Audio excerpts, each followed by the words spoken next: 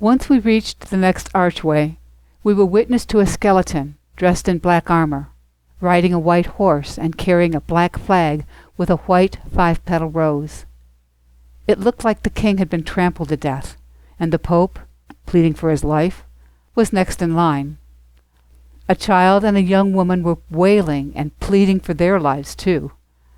I couldn't decide how to react or what to think about what my eyes were telling me. I wanted to look for that exit that Ingratitude kept referring to, but I was too frozen in fear, especially when the skeleton turned its attention to us. The child and the woman suddenly quieted once the focus was off of them. I stared at the ground under its intense stare. "Well now, who have we here, Ingratitude?" the skull asked so smoothly sinister it made my skin crawl. "Is this another student? Or perhaps someone who has come for my services?"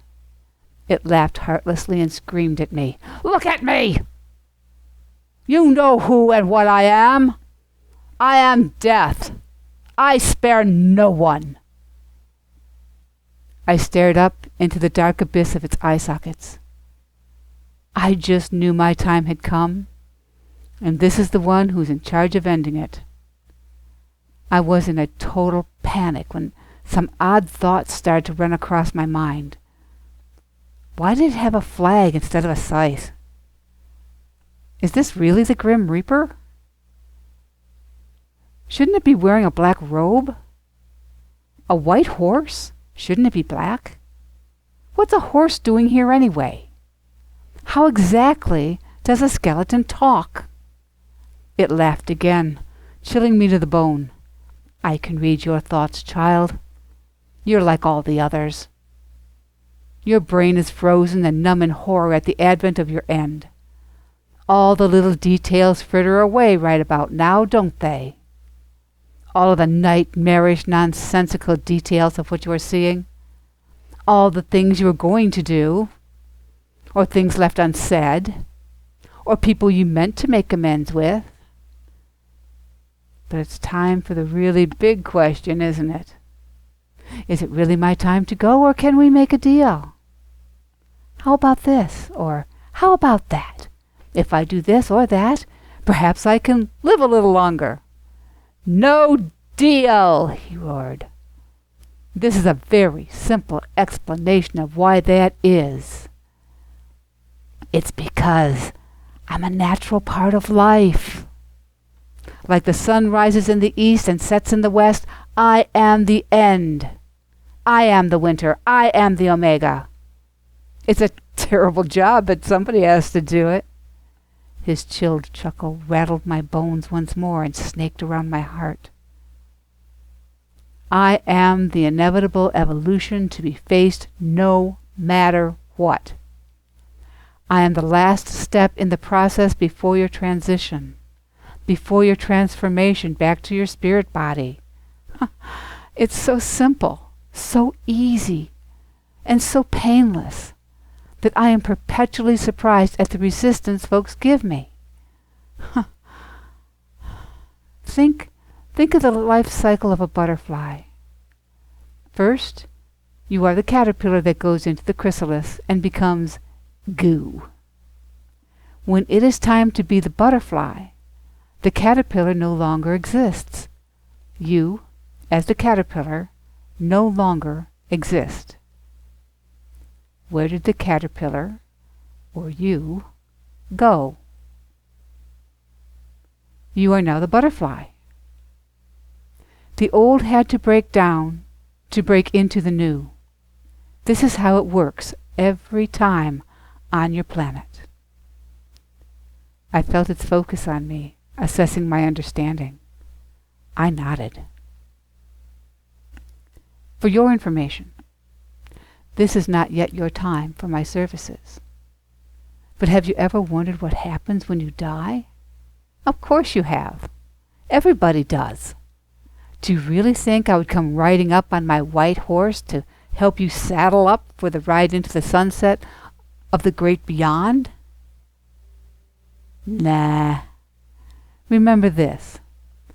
All the people who surrounded you when you birthed into form will surround you again to welcome you back to spirit. All the immediate family, friends, pets, and the rest of your spiritual family. See? Not so scary. You're merely coming home. One of the greatest American Indian chiefs had the right idea. And I quote, "So live your life that the fear of death can never enter your heart. Trouble no one about their religion. Respect others in their view, and demand that they respect yours. Love your life. Perfect your life. Beautify all things in your life. Seek to make your life long and its purpose in the service of your people. Prepare a noble death song for the day when you go over the great divide. Always give a word or a sign of salute when meeting or passing a friend, even a stranger, when in a lonely place. Show respect to all people and grovel to none. When you arise in the morning, give thanks for the food and for the joy of living. If you see no reason for giving thanks, the fault lies only in yourself. Abuse no one and no thing, for abuse turns the wise ones to fools and robs the spirit of its vision. When it comes your time to die, be not like those whose hearts are filled with the fear of death, so that when their time comes they weep and pray for a little more time to live their lives over again in a different way. Sing your death song and die like a hero going home."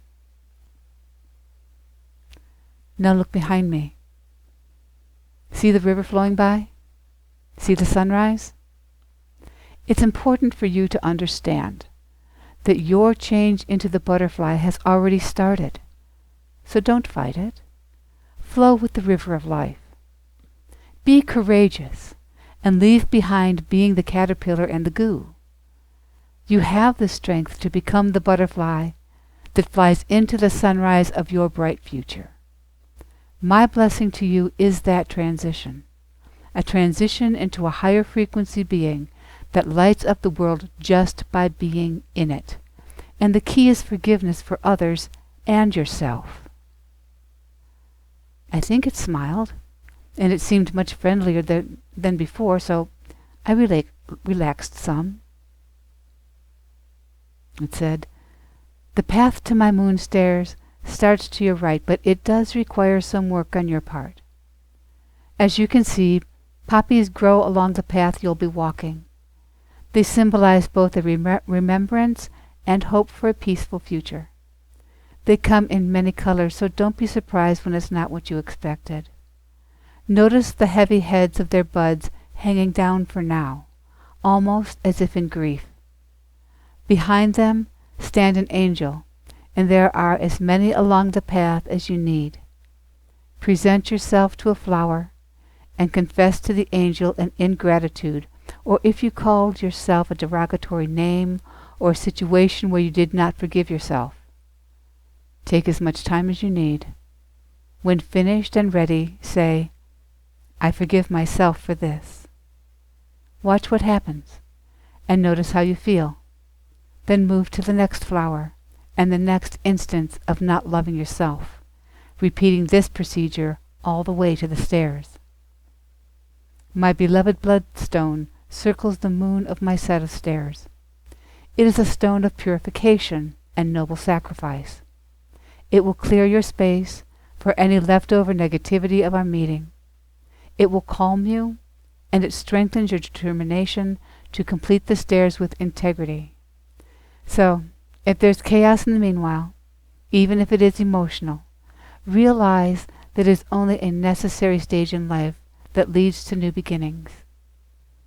With a sly smile that only a skeleton could make, a soft chuckle, he said, "See you later." We thanked Death for the insights and blessing. I then walked up to the first flower and confessed one incident to the angel, my words piling high into its cupped hands. Once I started, I felt it necessary to give every detail of every moment.